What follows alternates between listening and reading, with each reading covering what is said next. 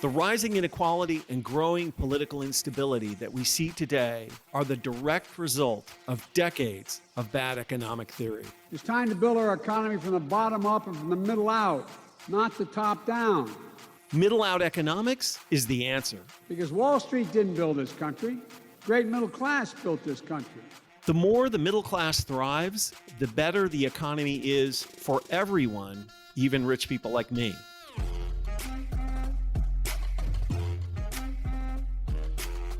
This is Pitchfork Economics with Nick Hanauer, a podcast about how to build the economy from the middle out.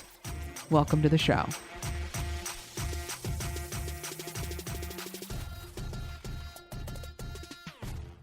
In March of 2019, Nick, we had on the economist Jared Bernstein to talk with us about the board game Monopoly. Well, it turns out in the years since, he's gone on to a somewhat bigger game. That's right. Today on the podcast, we get to talk to my really old friend, Jared Bernstein, who is basically he's the chair of the Council of Economic Advisors for President Biden. He also served as Vice President Biden's chief economist and economic advisor from 2009 to 2011. He and I have collaborated on economic policy for, I think literally for as long as I've been thinking about economics. And he's both a great economist, but also a wonderful man, just a great, lovely guy. And at the center of the Bidenomics revolution. That's right. And absolutely, Jared and I have gone back and forth on so many things over so many years. And it's just such a great thing for me to see him get to implement so many of the things that we wrestled over so many years. So with that, let's talk to Jared about Bidenomics and the administration's middle-out approach to economic policymaking.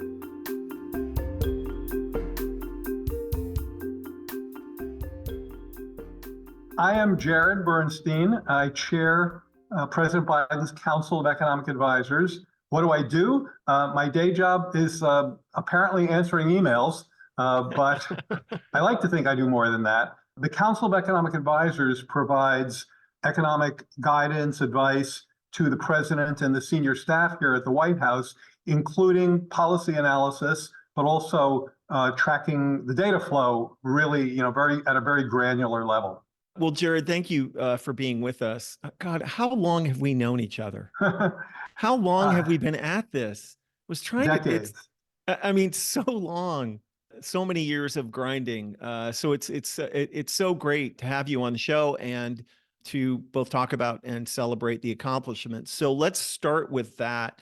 Can you explain to our listeners what the key principles and goals of Bidenomics are and how they differ from previous economic approaches? In terminology that will be very familiar to you, Bidenomics starts from a framework that growth originates from the bottom up and the middle out. That's very different, you asked for a contrast, than top-down, trickle-down economics, which not only doesn't work, but, and that's an empirical statement, not a judgmental one, right. But has in fact exacerbated inequality and damaged growth, particularly through an inability to make the kind of investments that you see our administration making. So let's get to the pillars of Bidenomics, because investment is one of them. Yes. Pillar one, empowering workers. Nick, you and I, as long as we've known each other, have talked about the importance of worker bargaining power. Right. And in fact, that word power, it fits, we've been talking for about a minute and a half and we said it already. Yes. Those 5 letters mean a ton to how economies function, and yet they are little discussed in much of classical economics. Pillar 2, investment. That is reversing decades of disinvestment in our public goods. In many cases, partnering with the private sector to invest in domestic production in key areas where markets have consistently failed to provide adequate investment. And part 3, competition and lowering costs. So those are the 3 pillars, and I'm sure we can go into whatever details you like, but as I said, I'm sure that's quite familiar to the two of you. Yes, absolutely. So, why don't we talk for a minute about the remarkable success this approach represents. There's just been a lot of, remarkably positive economic data that's come out over the last months that suggests that this sort of middle out approach is working. Can you tell us a little bit about, can you share some of that data with us? Yeah, tout the president's accomplishments here, Yeah. because you're not getting much help from the mainstream press. Well, in the way you teed up the question, the word remarkable came up a few times, and I myself have used that. But there's a way in which what's going on actually isn't that remarkable, in a way that it's kind of predictable, in fact. So Yes. look, I think remarkable is yeah, and you wanted some numbers. When the expectation, like we had for job growth in January, is for 185,000, and you end up with 353,000, I think it's fair to call that kind of remarkable. And the fact that the unemployment rate's been below 4% for 2 years running, I don't think that's remarkable, but I think it's certainly persistently low unemployment and links up to my original answer here, which is there's something not so remarkable going on, which I'll get to in a second. But then one thing that has also gotten the R word, the remarkable word, is the fact that while all of this growth has been ongoing, inflation has come down a great deal. The classical economic theory is that you'll never get this much disinflation without giving up many points of growth, whether much higher unemployment or a recession or something like that. And President Biden never believed that. And I suspect he shares that with the two of you, which is the idea that you have to achieve the inflationary goals on the backs of workers, completely antithetical to the way he thinks about how the economy works and, in fact, how it's been working. So what do I mean when I say not so remarkable? Well, when you empower the middle class, when you have a situation like we have in our job market, where workers have real bargaining power, both because of the extent to which this president has leaned into union power, but also because of the persistence of very low unemployment, the benefits of growth flow much more readily to those in the middle class and in the bottom 3/4 of the income scale, and that creates a perpetual motion kind of device with this middle out growth theory that you guys have originated and talked about. So in a way, I suspect you would agree that there's some remarkable things going on, but they're not unexplainable, right? No, and you know what's really remarkable? They're unexplainable using Mancu's principles of economics. Yes, exactly. Exactly. And the thing that is both true and slightly frustrating is that if you look at the last 100 years of empirical economic evidence, you find that there is an absolutely consistent pattern, which is that when you do things similar or the same as what the administration is doing, you get the same results. You get more job creation, higher GDP growth rates, more productivity increases, sort of the panoply of better economic results than you do when you cut taxes for rich people and you stop investing in the country and in Americans themselves.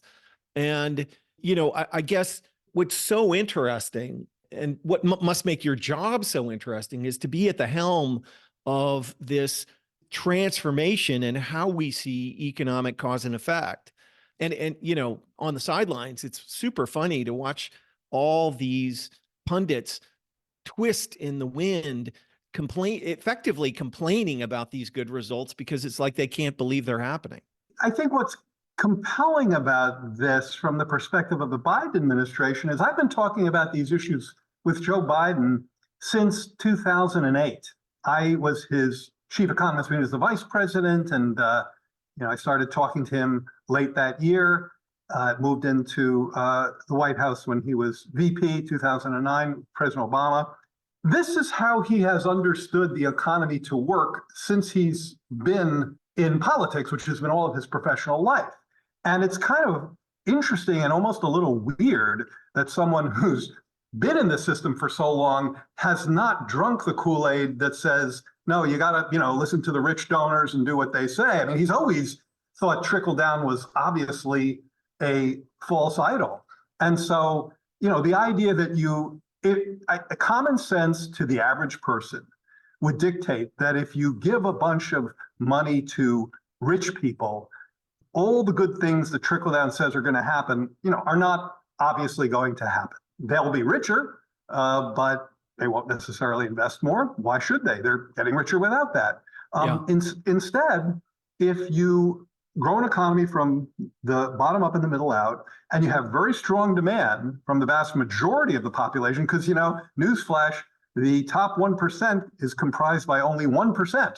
Right. So, if the vast majority are doing well, not only is that going to continually boost growth through the consumption channel, we've seen that this is a 70% consumer spending economy, but it's going to signal to investors that it's a good climate to invest in because consumer spending is strong, the broad middle class is strong. Now, you don't have any guarantee that the investment is going to flow to places where markets have failed to adequately invest. Clean energy is a great example. Domestic production of semiconductors is another great example. Of course, public goods and our infrastructure, another great example. So not only has this president applied straight up common sense economics to our economy, but he's also managed to get across the goal line three pieces of legislation that address each one of those market failures on the investment side of the equation. So it's been a great privilege to sit here and watch that and play what little role I can in helping to move it forward. Is this starting to sway the minds of mainstream economists? I mean, you used to be, 10, 15 years ago, you would have been the minority in the room if you were allowed in at all.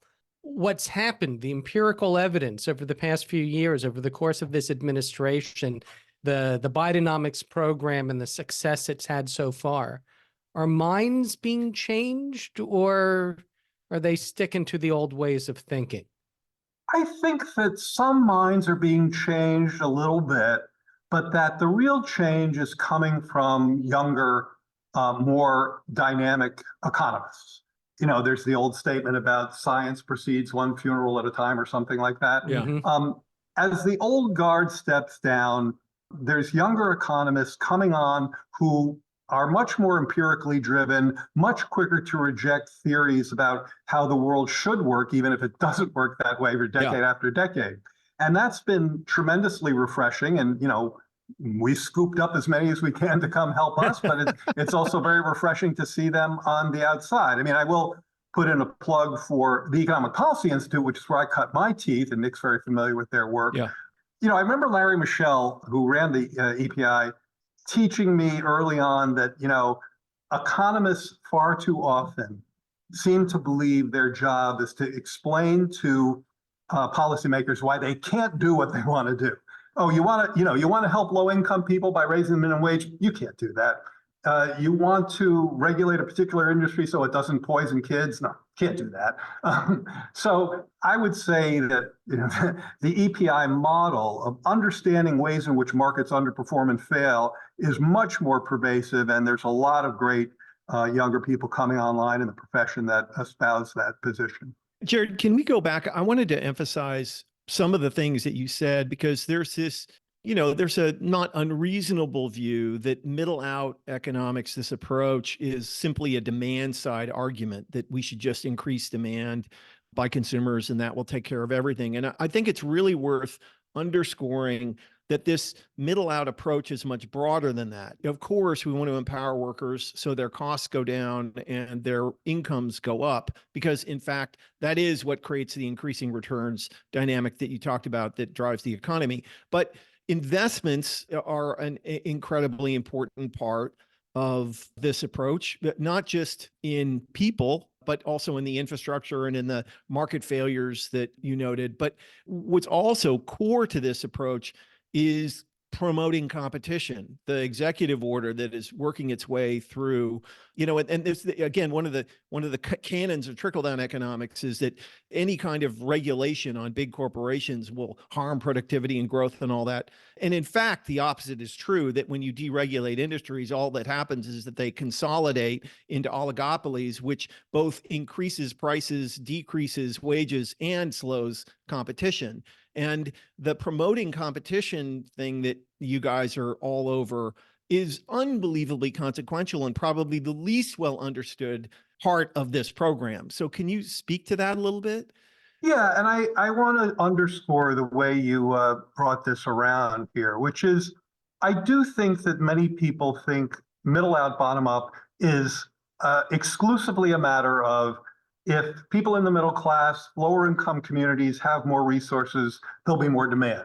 That's true. Yes. That can't be the whole program. And one of the reasons, just saying what you said in my own language, is that you can't ignore the economy's supply side. I mean, anyone who thought you could, and I think even many progressives fell into this trap, but mostly because we were so focused on demand, which was insufficient for so many years, that we maybe took some of our eye off the ball on the supply side of the economy. And you can't do that. So what do we mean by the supply side of the economy? Well, part of it is just logistics. One of the things the president recognized in 2021 was that in order to get inflation back down to where we needed it to be, we were going to have to unsnarl supply chains. And we worked very carefully with the private sector. We never could have done it by ourselves. To get that unsnarling happening, we had something called the Supply Chains Disruption Task Force. I was a member. We sent a representative out to the ports of LA and Long Beach to help get those ports kind of talking to each other in ways that they hadn't before. Again, working with the unions, working with the port management. And all of that turned out to be very important. Now you're talking about competition. So that means taking on big pharma.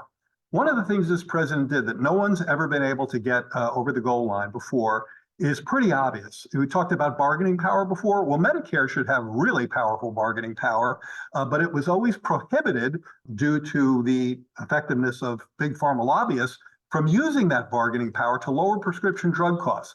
No more. Part of the IRA is President Biden getting that over the legislative goal line and giving Medicare the ability to bargain for lower costs.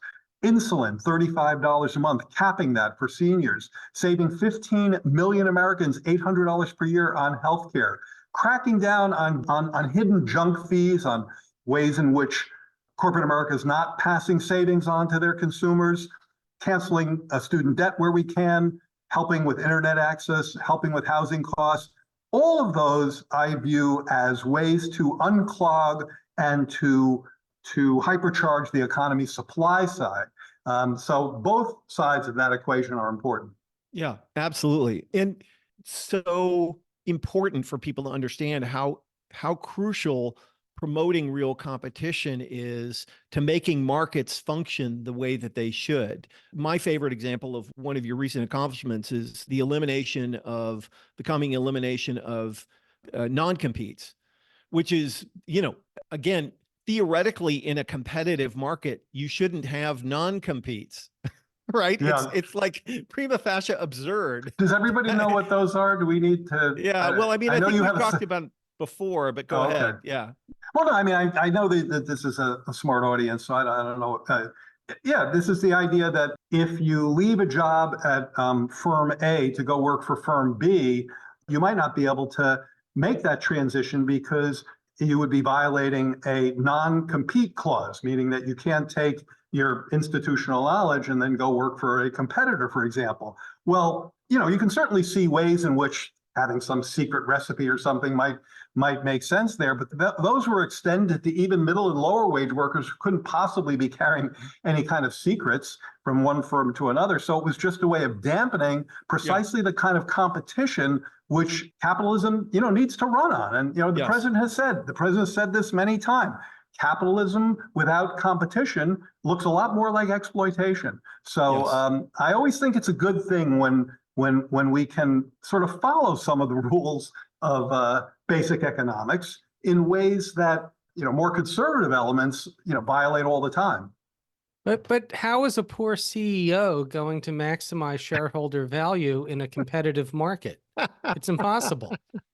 Well, the stock market kind of returns 7 or 8% a year on average, one way or another. So, I noticed there are lots of people. Let me put it this way, because I can't get into politics and my own my own restrictions. So there are people claiming credit for the stock market, going up on any given day. Obviously, that should be heavily discounted. What really makes financial markets do well? They are not the dog; they are the tail. So what really makes financial markets do well, and again, you guys know as much about this as anybody, is when the broad economy is doing well, Yes. when the middle class is doing well, when there's a good investment environment, when unemployment stays low, when job growth stays strong, it is really easy to say that the stock market is up today because I'm talking to Nick and Goldie. And such silliness should be ignored. Let's talk for a moment about the disconnect between how good the economic indicators are and how people are feeling about the economy. Because I do think it's important to level set and recognize that for most people, the economy is simply my job and the expenses. And for lots and lots and lots of people in the country, because of the pandemic, prices rose dramatically, and many people continue to be underwater. This is, of course, not President Biden's fault, but it is a reality that you folks are having to manage through and confront. So how do you think about that, and where will we go in the future? Every time the president talks about the economy, he points out that there are still some prices that are too high. And I think we shouldn't forget that. We've been talking very positively, as we should, about a set of economic indicators underscoring a theory of the case that I think has been proved time and time again, proved when we've undertaken the kind of initiatives that we've had, and proved when the opposition has applied trickle down. But that doesn't mean everybody is where they want or need to be. And one of the things that we have to keep doing is putting pressure on lowering costs. One of the best ways to do that is what we've already talked about: more competition, blocking big pharma from overcharging when it comes to prescription drugs. We've obviously been taking that on, pushing back on junk fees and overdraft fees and non-transparent pricing. We're taking that on aggressively. And so a big part of our agenda, in fact, I told you, pillar 3 of Bidenomics is to promote competition and eradicate non-transparent pricing and junk fees in order to further lower prices. And we will continue to work on that. But I also think 2 other points are germane. One is this theory of the case that we've been describing. I said this months ago, so I'm not making this up today. If we are able to build the economy from the middle out and the bottom up, to maintain a tight job market while easing inflationary pressures, real wages will start to go up, which they have now for about 10 months in a row, year over year. So a trend, not a blip. And people will start feeling it. People will start to feel it, and we'll start to see that in the sentiment or confidence indicators. Well, over the last few months, we've started to see precisely that. Confidence indicators are up strongly. The University of Michigan survey up 29% over the past 2 months. Haven't seen growth like that for decades in that survey. So not there yet by a long shot, more work to do, but there is evidence that we're moving in the right direction. Now, I said 2 things. The second thing is this: compare and contrast. It's not enough to just explain what we're doing. We also have to look at what the opposition says they want to do in this space. And I'm sorry to report, as predictable as it is that they want to go back to trickle-down economics, and they literally want to repeal some of the very measures that are helping to reduce costs as we speak, particularly the IRA, the Inflation Reduction Act. Repealing that would, of course, make prescription drug prices go up, make the cost of insulin go up, make the cost of health coverage go up. So it pushes in exactly the wrong direction while undermining the middle out, bottom up approach that is working, but the evidence shows is working very well in recent years. And so, Jared, obviously there's much work left to do. When you folks are reelected, what's the, what will the next 4 years bring? And forget for a moment the challenge of Congress. What is the work left to do? We made so much progress in these years, but there were many things that we didn't get to do or couldn't do that we wish we had. So can you speak to that a little bit? I can speak to that, but before I get to the things we haven't, the unfinished business, of which there is some really important parts, let me just say that, and this is very Biden-esque, implementation of what we are doing is in many ways just getting started. You don't implement transformational investment investment programs of the type that we've talked about, transforming our energy supply in the country, transforming our ability to build semiconductors in ways that will make us less dependent on the vicissitudes of foreign suppliers. You don't make a lasting infrastructure investment without extensive and years-long implementation. Remember, the vast majority of the capital that's supporting the IRA domestic production, whether it's EVs, batteries, or clean energy production, is coming from the private sector, of course. 600 and counting $1 billion of investment in building manufacturing facilities here in those countries. Those facilities take a couple of years to build. Yeah, so this right. is an investment, a seed that must be nurtured, that must be watered over time, versus an opposition who wants to come in and tear it up by its roots. Absolutely counterproductive to the kinds of growth, counterproductive in a productivity sense. Yeah. And then there's unfinished business. So two big issues there: housing and childcare. So we have a shortage of affordable housing that has been 10 years in the making.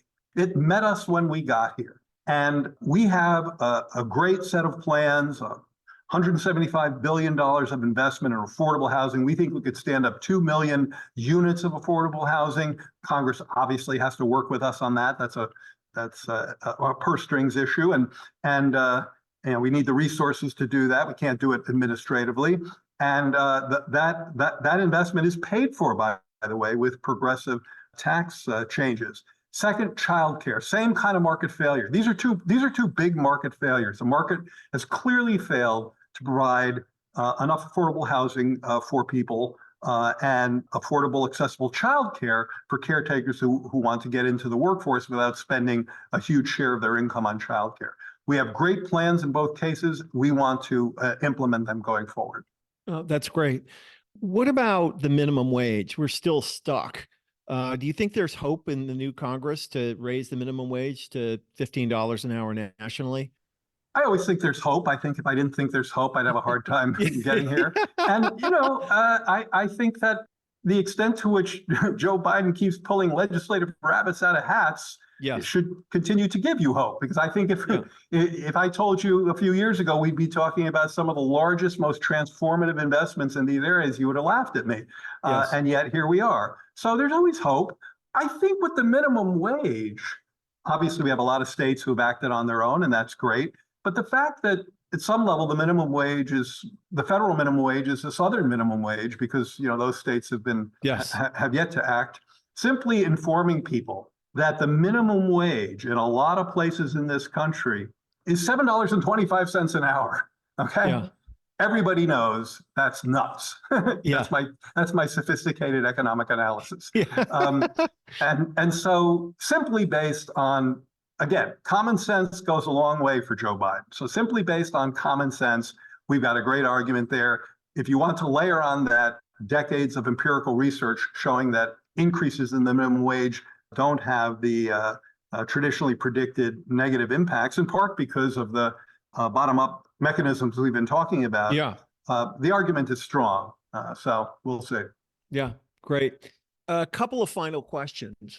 I don't know. Do you ask like the chief economic advisor to the president, the benevolent dictator question? Yeah, we He's always about have this as close to being one. Yeah, benevolent dictator as we'll you get. Yeah, we have this benevolent. I think I think you overestimate where I am on the pecking scale here. But go ahead. If it was you and you were in charge, let's say you got a clean sweep in Congress, what would be your top 5 or 4 or 3 economic objectives in the next administration? If you could implement what you wished you could, what would you do? Feel free to reject that question if it puts you in an awkward place. on political grounds. Yeah. I mean, it sounds a little repetitive, but affordable childcare and affordable housing are just such obvious impediments that we have to fix. And the idea, and interestingly in housing, by the way, I believe I have this number right, there are 225 members of Congress on both sides of the aisle who recognize how important this is and have supported at least on paper, a lot of the initiatives that we're pursuing. And one of the reasons is because we're talking about housing and childcare. That's not a blue or a red problem, right? There are people in all counties and all regions that face those constraints. So if I were a benevolent dictator, I would simply, that instead of parting the seas, I'd part members of Congress from get out of your own way and pass some things that I think you actually agree on. Look, if I were a benevolent dictator, there'd be we would do a lot more on guns.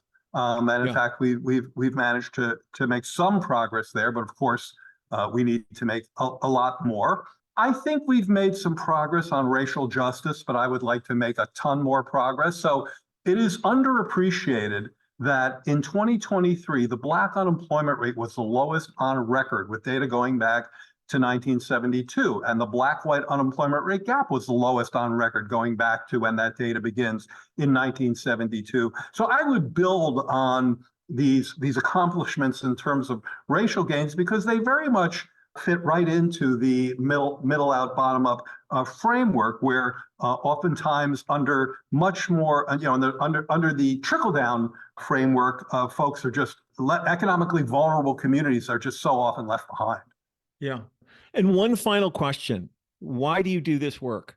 I think, I'm not going to say that I'm good at it, but it's the only thing that I do, kind of okay, I think. So part of it is just personal proclivities. What you try to do, what you're least bad at.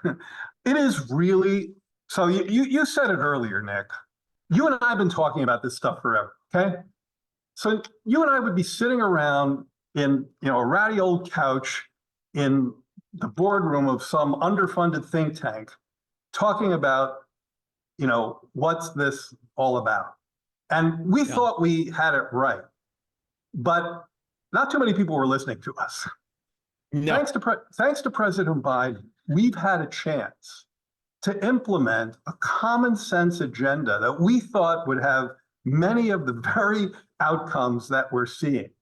And to be able to sit here, and talk to the president about this, to brief him on a jobs report, calls me from Air Force One the other night and says, wow, tell me about what just happened with the jobs number. And I can talk about this in a way that resonates with him. That's why I do this work, because I think that an economy that is failing to reach the people who need it most is a huge problem. And an economy that's reaching folks who would otherwise be left behind is my life's work. And I know your life's work. Yeah. And to be able to do that life work from here, tremendous privilege. That's why I do it. Yeah, got to be awesome. Well, Jared, thank you so much for being with us. And thank you for your work. I have not been at this as long as you have, but I've been at it for a long time. So I know how much blood, sweat, and tears has gone into getting to where you've gotten. And we just appreciate it so much. So thank you for being with us. My pleasure. Take care.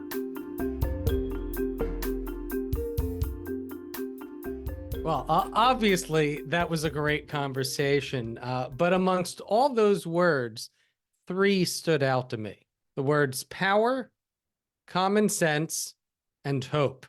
That's assuming you spell common sense as a single compound word instead of 2 words. Otherwise, it's 4 words. I know, the editor and me. Yeah. I think Thomas Paine had it as one. I can't remember. Anyway, and he kicks off right away with the word power. And let's be clear about that word. There's multiple meanings to it. That idea that power is missing from orthodox economics, and it's not missing from Bidenomics. That's right. It's really important for listeners to understand that the idea of power was effectively theorized away out of neoclassical economics. If you assume that markets are perfectly efficient, if you assume that people and business owners have the same amount of power, if you make all these absurd assumptions, you can just pretend like power differentials do not exist in market economies. And, pretending that power doesn't exist in economics would be like pretending that gravity doesn't exist in physics. It sure makes the math easier. It makes the math I mean, how easier. could you do these models if you had to model power into the equation? And of course, if you assume in a world where some people have lots of power and most people have no power, that power doesn't exist, that is very advantageous to the people with lots of power. That's right. And just an example of how important power is, Jared was talking to us from the White House, right? Exactly. We have somebody either with power or clearly with the ear of people with power, the ear of the president, who is pushing this new economic paradigm. Well, because he believes it, which brings me to the second word or words that stood out for me, which is common sense. His point about the president just having this common sense take on the economy that trickle down was, well, I don't think he said it, but obviously bullshit. Scam. Yeah, it was a scam. Right. And I've said this before, Nick, people talk a lot about the president's age and yeah, do I really want an octogenarian president? Would I prefer that somebody younger was in charge? I'd feel more comfortable, right? My own parents and grandparents have grown old. I've seen that happen, but there is a huge advantage to having an 80-year-old in the White House who was elected to the Senate in the early 70s, who predates the neoliberal era. Exactly. He's the only guy in politics today, probably in America, that remembers the country before neoliberalism wrecked it. He can remember an actual vital middle class. He remembers a world where the country wasn't dominated by these oligopolies and where you didn't have to continually hear about Jeff Bezos and Elon Musk and Mark Zuckerberg and the rest of these narcissistic clowns. Right. Like, and as much as I admire President Obama, as smart and as well-meaning as he clearly was, as a president, he was just too young to know any better. I mean, he literally came out of the University of Chicago. Right. I mean, straight up neoliberal. Right. And so neoliberalism was common sense to him. Yes. That in the end, you don't want to interfere too much in markets because markets are rational and always produce more efficient outcomes than government. He understood there was a need for government, but he was afraid to go too far, and he didn't go far enough. So common sense, we have a president with common sense, and that has really paid dividends over the past few years. And the final word that stood out to me was hope. And there's this saying about economics, they call it the dismal science. And Jared brought this up, this idea that the job of economists was to tell you what you couldn't do. You can't raise taxes because that would hurt investment. You can't regulate because that would introduce inefficiencies and drive jobs elsewhere and all that. It was all about the things you couldn't do. It's about scarcity and restrictions. And that's not what middle-out economics is about. That's not Bidenomics. And what this new economics about, and you can see it in Jared, not just in the words he's saying, but the expression on his face, the tone of his voice, he's hopeful. What he sees are all the things that all the good that good economics can do for the country, can do for the economy, can do for the typical American, and how much that pays off in the long run. And that's why we have an administration that is willing to invest in the future, because as he pointed out, these big investments that the Inflation Reduction Act and these other measures, these landmark measures are making, they don't pay off. These are not short-term investments. These are long-term investments that will take years, decades to fully pay off. And it's interesting, again, to have an 80-year-old president looking 20 years out in the future. Yeah, right. Absolutely. Right? Because you weren't getting that in the past because, you had to produce real results right now, and they've been willing to wait it out. And so confident has President Biden and Jared been in Bidenomics, in this middle-out, bottom-up theory of growth, that they were willing to stick by it and keep pushing it and keep talking it and wait for the positive economic effects to start changing people's minds, and particularly voters' minds. And as he pointed out, as we've seen in recent months, you see consumer confidence just spiking up. And, hopefully we'll see that continue through to November. Yep, absolutely. Crossing our fingers for more progress in the future. Pitchfork Economics is produced by Civic Ventures. If you like the show, make sure to subscribe, rate, and review us wherever you get your podcasts. Find us on Twitter and Facebook at Civic Action and Nick Hanauer. Follow our writing on Medium at Civic Skunkworks, and peek behind the podcast scenes on Instagram at Pitchfork Economics. As always, from our team at Civic Ventures, thanks for listening. See you next week.